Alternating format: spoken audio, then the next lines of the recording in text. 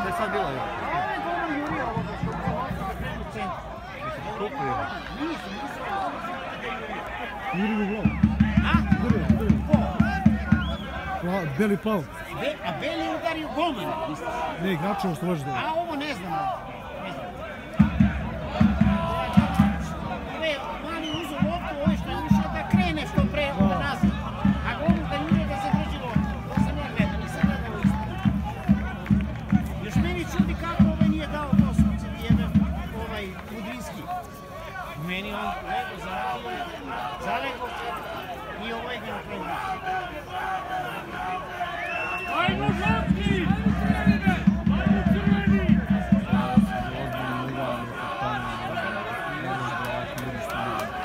Možeš ti da, jesi ti snimao celu akciju? Nisam, na kraju sam. A sad ovo.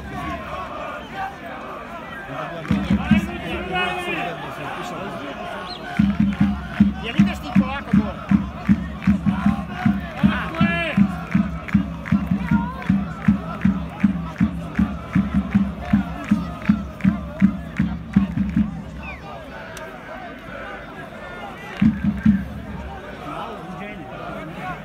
Nema nikakvog uzbuđenja na trknici.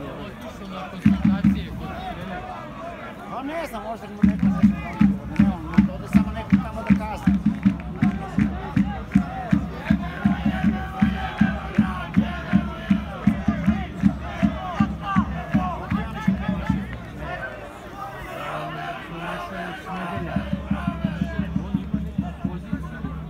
Pa ne znam,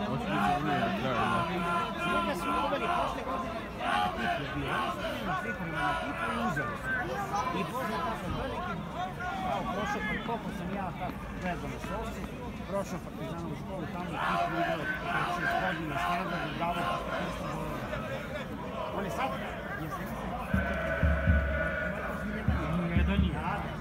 i ovo, ali nikako da krene.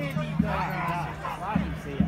Oni tudi ima primjene, slažim se ja da zaštićam. Drugo,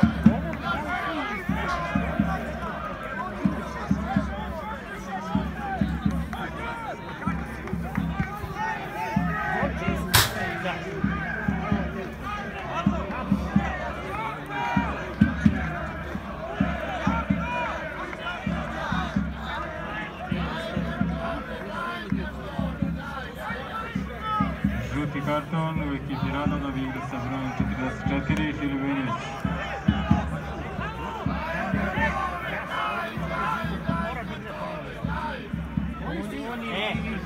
Da, držali celu stranu.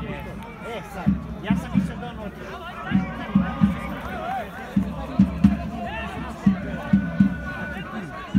Zašto ga nema?